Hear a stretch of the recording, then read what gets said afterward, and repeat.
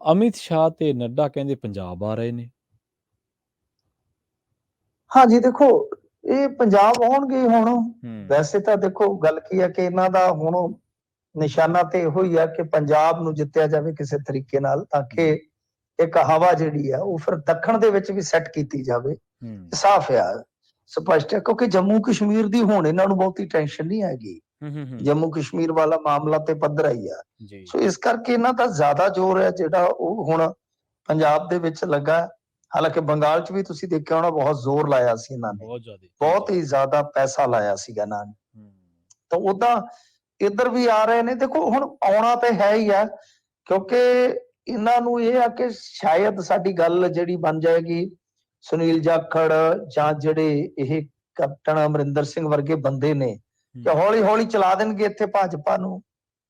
ਤੇ ਹੁਣ ਕਿਉਂਕਿ ਦੇਖੋ ਜਿਹੜਾ ਰਾਹੁਲ ਗਾਂਧੀ ਆ, ਉਹਨੇ ਚੰਗਾ ਪ੍ਰਭਾਵ ਖਿੱਚਿਆ ਨਾ ਇੱਥੇ ਭਾਰਤ ਜੋੜੋ ਯਾਤਰਾ ਦੇ ਵਿੱਚ। ਅੱਜ ਵੀ ਉਹ ਜਾਂਦਾ ਜਾਂਦਾ ਭਗਵੰਤ ਮਾਨ ਨੂੰ ਚੋਭ ਲਾ ਗਿਆ, ਕਹਿੰਦਾ ਯਾਰ ਤੂੰ ਰਿਮੋਟ ਤੇ ਨਾ ਚੱਲਿਆ ਕਰ, ਇੱਥੋਂ ਪੰਜਾਬ ਨੂੰ ਪੰਜਾਬ ਚੋਂ ਚਲਾਓ। ਇਹ ਬੜੀ ਵੱਡੀ ਗੱਲ ਕਹਿ ਗਿਆ, ਬਹੁਤ ਹੀ ਵੱਡੀ ਗੱਲ। ਔਰ ਮੈਂ ਹੈਰਾਨ ਰਹਿ ਗਿਆ। ਹਿਸਾਬ ਲਾ ਲਓ ਕਿ ਵਿਦਨ ਫਿਊ ਮਿੰਟ ਮਤਲਬ ਕਿ ਭਗਵੰਤ ਮਾਨ ਨੇ ਰਿਐਕਟ ਵੀ ਕਰ ਦਿੱਤਾ। ਕਰਨਾ ਹੀ ਪੈਣਾ ਸੀ, ਨਹੀਂ ਕਰਨਾ ਚਾਹੀਦਾ ਸੀ, ਮੇਰਾ ਮੰਨਣਾ ਹੈ। ਨਹੀਂ ਕਰਨਾ ਚਾਹੀਦਾ। ਇਹ ਅਨਾੜੀ ਸੀਐਮ ਦੀ ਨਿਸ਼ਾਨੀ ਹੈ, ਕਿਉਂਕਿ ਤੁਹਾਡੇ ਕੋਲ ਪਾਰਟੀ ਦਾ ਸਪੋਕਸ ਪਰਸਨ ਹੈ, ਤੁਹਾਡੇ ਕੋਲ ਬੁਲਾਰਿਆਂ ਦੀ ਟੀਮ ਹੈ। ਤੋ ਇਹ ਬਹੁਤ ਮੈਂ ਹੈਰਾਨ ਸੀਗਾ।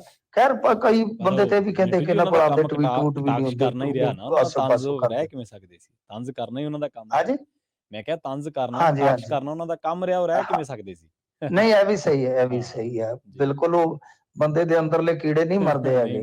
ਤਾਂ ਖੈਰ ਮੇਰਾ ਮੰਨਣਾ ਇਹ ਹੈ ਕਿ ਉਹਨਾਂ ਨੂੰ ਇੰਨਾ ਨਹੀਂ ਕਰਨਾ ਚਾਹੀਦਾ। ਜੇ ਕੋਈ ਕਹਿੰਦਾ ਕਰਾਉਂਦਾ ਤਾਂ ਤੁਹਾਡੇ ਕੋਲ ਸਪੋਕਸ ਪਰਸਨ ਦੀ ਟੀਮ ਹੈ ਬਕਾਇਦਾ, ਉਹ ਜਵਾਬ ਦੇ ਸਕਦੇ ਨੇ। ਜੇ ਨਿੱਕੀ ਨਿੱਕੀ ਗੱਲ ਤੇ ਜਵਾਬ ਦਿਓਗੇ ਤਾਂ ਫਿਰ ਤੁਹਾਨੂੰ ਉਲਝਾਉਣਗੇ ਉਹ।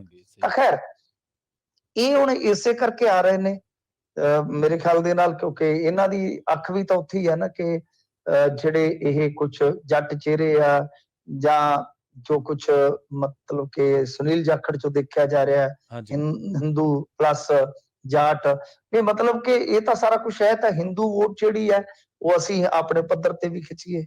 ਇਸੇ ਕਰਕੇ 29 ਜਨਵਰੀ ਨੂੰ ਪਟਿਆਲਾ ਤੇ 30 ਜਨਵਰੀ ਨੂੰ ਚੰਡੀਗੜ੍ਹ ਚ ਹੋਣਗੇ। ਇਹਨਾਂ ਦਾ ਜਿਹੜਾ ਮਤਲਬ ਕਿ ਪ੍ਰੋਗਰਾਮ ਹੈ, ਉਹਦਾ ਨਾਮ ਹੈ ਰਾਤਰੀ ਪ੍ਰਵਾਸ ਯੋਜਨਾ। ਰਾਤਰੀ ਮਾਨੇ ਰਾਤ। ਤਾਂ ਉੱਥੇ ਹੁਣ ਤੁਸੀਂ ਸਮਝ ਸਕਦੇ ਹੋ, ਜਿੱਥੇ ਆ ਗਿਆ ਰਾਤਰੀ ਪ੍ਰਵਾਸ ਯੋਜਨਾ, ਰਾਤ ਰਹਿਣ ਦਾ ਪ੍ਰੋਗਰਾਮ ਹੈ ਜਿੱਥੇ। ਤਾਂ ਇਹ ਹੁਣ ਵੱਡੀ ਗੱਲ ਹੈ ਕਿ ਰਾਤ ਰਹਿਣ ਦਾ, ਜੇ ਠਹਿਰਣ ਦਾ ਪ੍ਰਬੰਧ ਕੀਤਾ ਜਾ ਰਿਹਾ ਤੇ ਹੈ ਹੀ ਆ। ਪਰ ਮੈਂ ਇੱਕ ਚੀਜ਼ ਸਪਸ਼ਟ ਦੇਖਦਾ ਵਾਂ ਭਾਜਪਾ ਦੇ ਲਿਹਾਜ਼ ਨਾਲ, ਕਿ ਆਹ ਰਾਤਾਂ ਕੱਟੋ, ਬਾਤਾਂ ਪਾਵੋ, ਬਾਤ ਪਾਵਾਂ ਬਤੰਗੜ ਪਾਵਾਂ, ਜੋ ਮਰਜੀ ਕਰੀ ਚਲੋ, ਬਾਤ ਪਾਵਾਂ ਬਤੌਲੀ ਪਾਵਾਂ, ਬਤੰਗੜ ਪਾਵਾਂ, ਕੁਛ ਵੀ ਕਰੀ ਚਲੋ। ਗੱਲ ਅਸਲ ਚ ਉਦੋਂ ਬਣਦੀ ਹੈ ਕਿ ਤੁਸੀਂ ਇੱਥੇ ਪੰਜਾਬ ਦੇ ਵਿੱਚ ਸਿੱਖਾਂ ਨੂੰ ਜਾਂ ਤਾਂ ਬਹੁਤ ਵੱਡਾ ਉਹਨਾਂ ਦਾ ਕੋਈ ਮਸਲਾ ਹੱਲ ਕਰਕੇ ਦੇਵੋ, ਠੀਕ ਹੈ, ਬੰਦੀ ਸਿੰਘ ਛੱਡ ਦਿਓ, ਜਾਂ ਮਤਲਬ ਕਿ ਜੋ ਚਾਹੁੰਦੇ ਨੇ ਕੁਛ ਉਹਨਾਂ ਨੂੰ ਵੱਧ ਅਧਿਕਾਰ ਦੇ ਦਿਓ। ਜਾਂ ਤਾਂ ਇਹ ਚੀਜ਼ ਹੋਏ ਤੇ ਨਾਲ ਕਾਰੋਬਾਰੀਆਂ ਨੂੰ ਇੱਕ ਪੈਕੇਜ ਦੇ ਦਿਓ। ਠੀਕ ਹੈ, ਇਹ ਜਦੋਂ ਤੁਸੀਂ ਇਹ ਕਰ ਦਿਓਗੇ ਫਿਰ ਤਾਂ ਥੋੜਾ ਬਹੁਤਾ ਮੋੜਾ ਪੈ ਸਕਦਾ ਹੈ। ਤੇ ਜੇ ਤੁਸੀਂ ਲੜਾਈ ਲੜ ਰਹੇ ਹੋ ਅਮਰਿੰਦਰ ਸਿੰਘ ਤੇ ਸੁਨੀਲ ਜਾਖੜ ਹੁਣਾਂ ਦੇ ਮੋਢਿਆਂ ਤੇ ਬੰਦੂਕ ਧਰ ਕੇ, ਤੇ ਤੁਹਾਡੇ ਤੋਂ ਵੱਡਾ ਬੇਵਕੂਫ ਕੋਈ ਨਹੀਂ। ਭਾਵੇਂ ਇੱਥੇ ਰਾਤ ਰਹੋ, ਹਫ਼ਤਾ ਰਹੋ, ਮਹੀਨਾ ਰਹੋ, ਨਾ ਸਾਡੀ ਸਰੋਂ ਮੁੱਕਣੀ ਹੈ, ਨਾ ਸਾਗ ਮੁੱਕਣਾ ਹੈ। ਮੱਕੀ ਦੀਆਂ ਖਾਓ ਰੋਟੀਆਂ, ਨਾਲ 5-7 ਮੂਲੀਆਂ ਝੰਬੋ, ਜਿੰਨਾ ਮਰਜ਼ੀ ਕਰੀ ਚਲੋ, ਲੱਸੀ ਫ੍ਰੀ ਮਿਲ ਜਾਣੀ ਚਾਟੀ ਵਾਲੇ ਚੱਟੀ ਚਲੋ।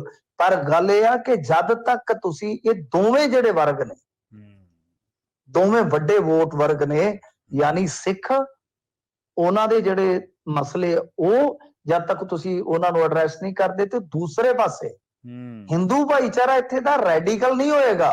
ਬਿਲਕੁਲ ਸਹੀ। ਉਹਨੂੰ ਜਦੋਂ ਤੁਸੀਂ ਉਹਦੇ ਕੰਮ ਚੋਂ ਰਾਹਤ ਦੇਵੋਗੇ ਨਾ, ਫਿਰ ਉਹ ਸੁਣ ਸਕਦਾ ਹੈ।